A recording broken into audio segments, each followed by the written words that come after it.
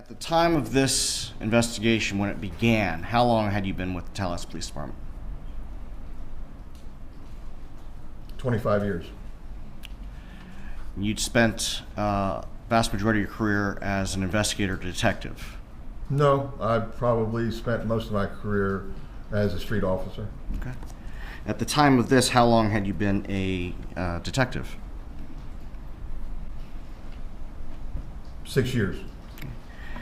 And you continued to be the lead for Tallahassee Police Department on this investigation until your retirement, correct? Correct.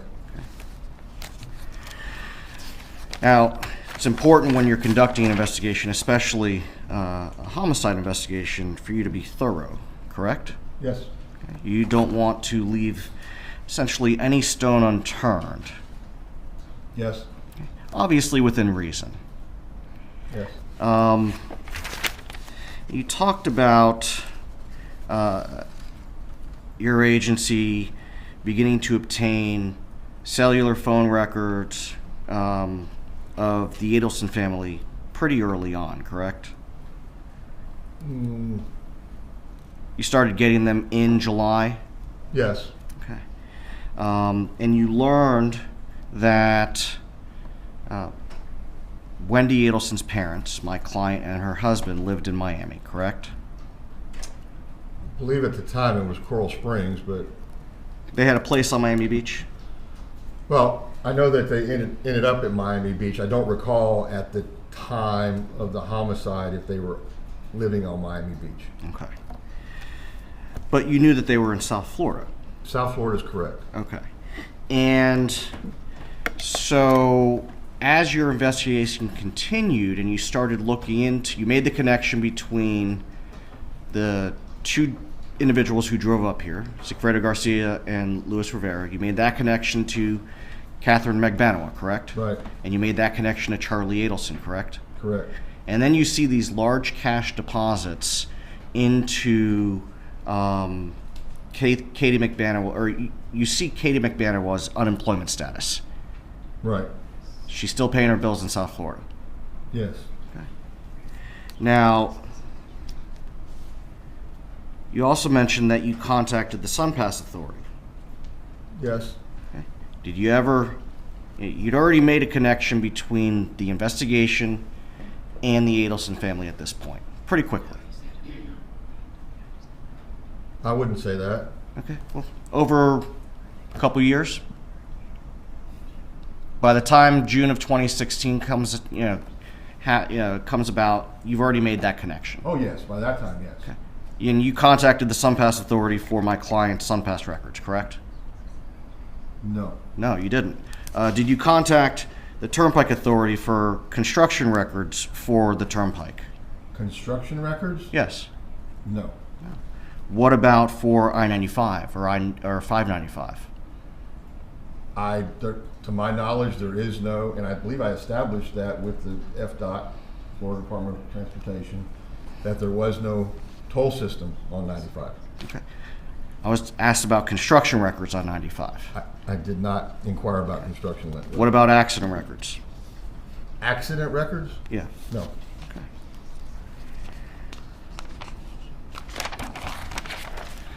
Isn't it true that my client and her husband shared an email address? I believe they did. You learned that during your investigation. In fact, I think Wendi said that, didn't she? In her interview with you? I don't recall whether she said it. Where is... Do you have 64 up here still?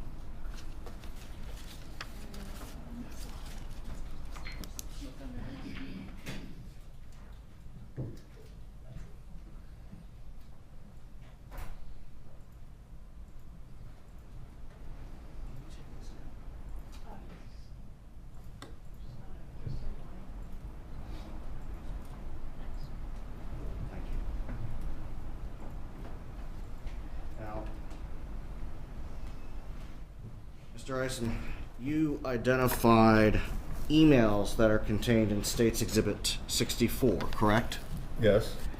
And according to your testimony, these are emails between my client and her daughter, correct? Yes.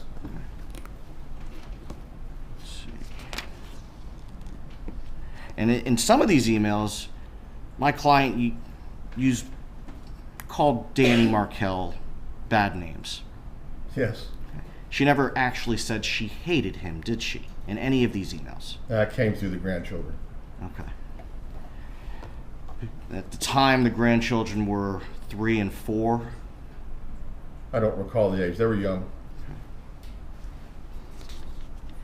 And you also testified about a bribe. You are not a family law attorney, are you? No. Okay. And you have no idea whether or not it's permitted for one party to offer any sort of financial incentive to another party when it comes to relocation.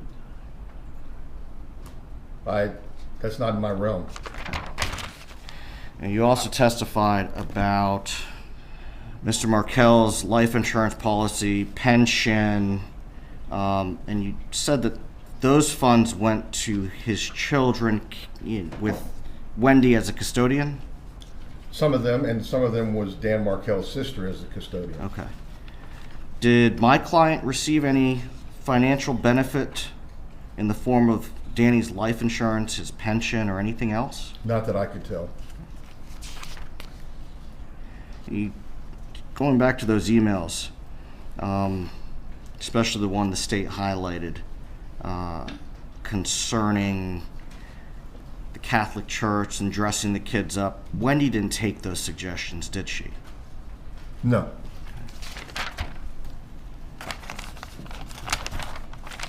You testified just now concerning your attempt to obtain employment records for Miss Magbanowa from the Adelson Institute.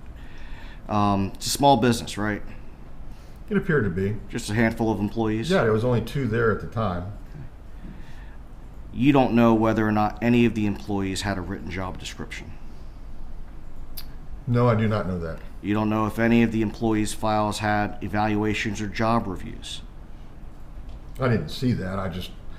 I would think with that type of business and working on people's mouths and so forth that there would be a little scrutiny involved.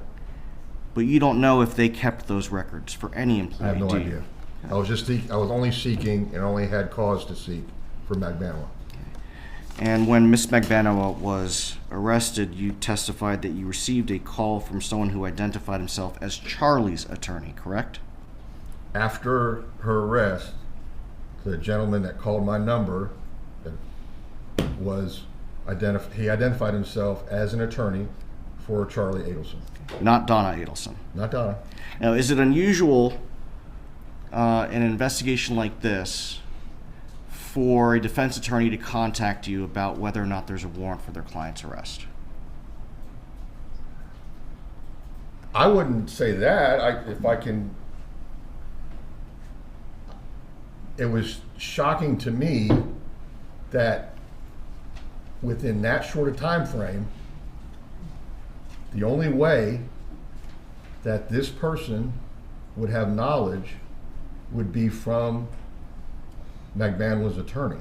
So there would be contact between Magbanowa's attorney and this person identifying himself as Charlie's attorney in a very short time. No media, nothing had been divulged.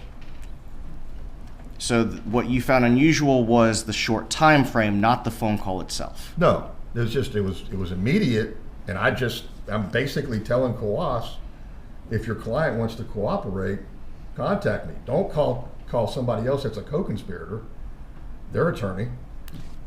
You didn't receive a call from anyone identifying themselves as Donna's attorney in that instant, did you? No, sir. Okay.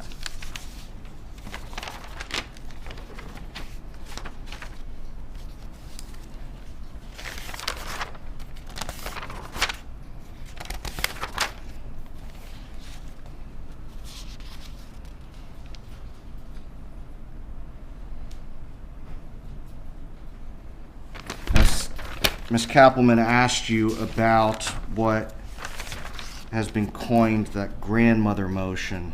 Again, you're not a family law attorney. Right, still not. And so although you read the motion, Yes. and you're educated, absent having some legal knowledge, can you interpret what is being requested in the motion?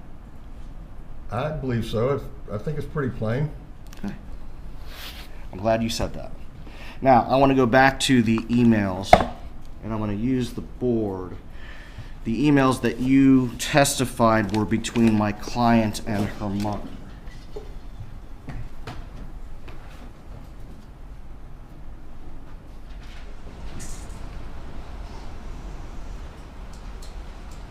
The sender of this email is not Donna Adelson, is it? No, it doesn't. I don't know who it's from. It's not showing it. Okay. It's an evite.com invitation. I've seen those. Okay. You don't have any personal knowledge as to how these are generated, do you? Someone has to go through this program to get it set up and sent out. But you don't have any personal knowledge as to how that's done, do you? No.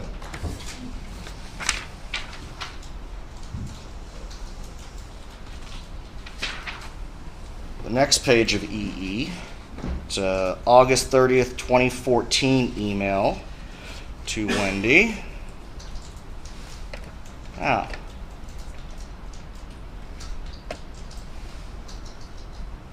the sender is donnaharvey@gmail.com, correct? That's correct. Whose name is next to that? Harvey Adelson. That's not Donna Adelson, is it? I believe that's her husband.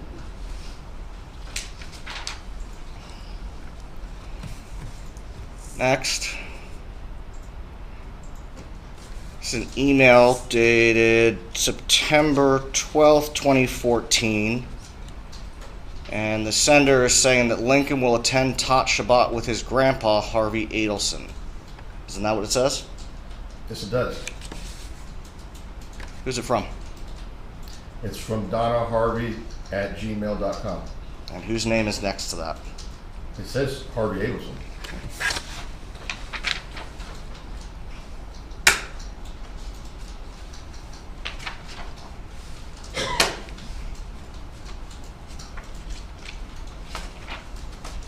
I'm going to show you 64FF.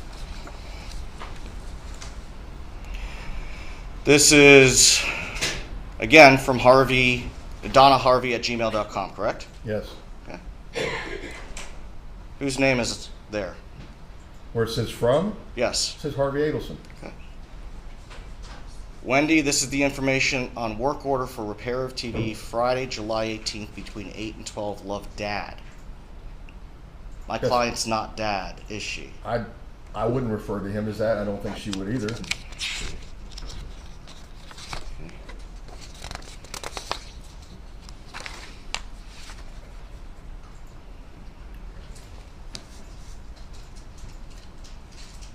This is still part of that same email, the Geek Squad schedule.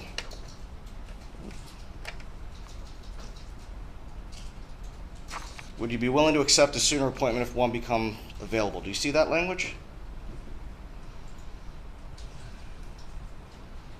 Yes. What's the answer underneath that? Yes.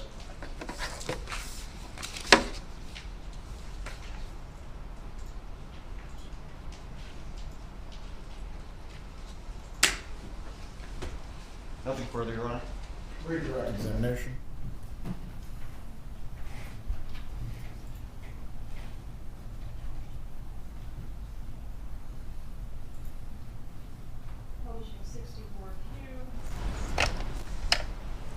Defense pointed out, hey, Harvey and Donna share an email address, right? DonnaHarvey@gmail.com. And some of these are signed Dad.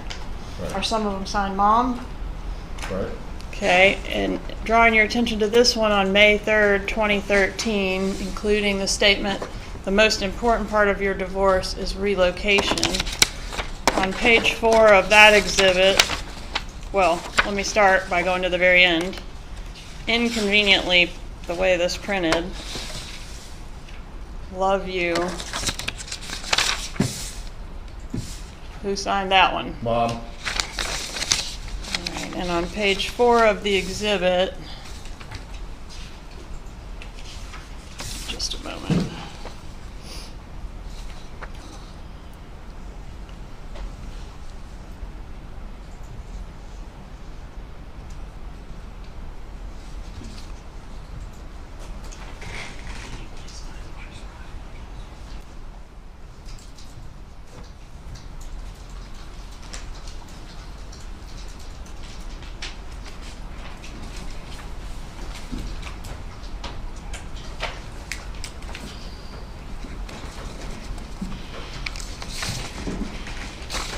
The State's Exhibit W, this is one from Thursday, June 27th, 2013. It's signed Mom and Dad, right? That's correct. Okay. And in this one,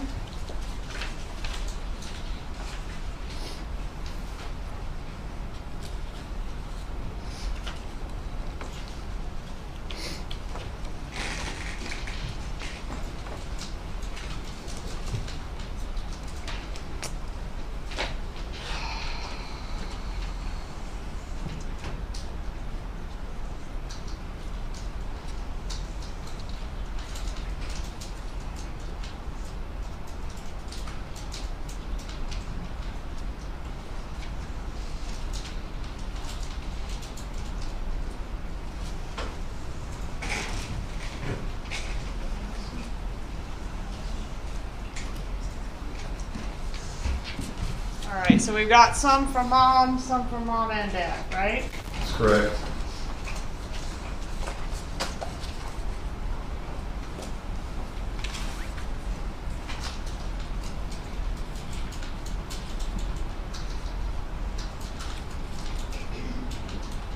No further questions. You may step down, Mr. Isom. Will he be retained? Yes, Your Honor. You may be recalled at some point in the trial. Please remain in contact with the attorneys. Am What's that? I under the rule? Yes, sir.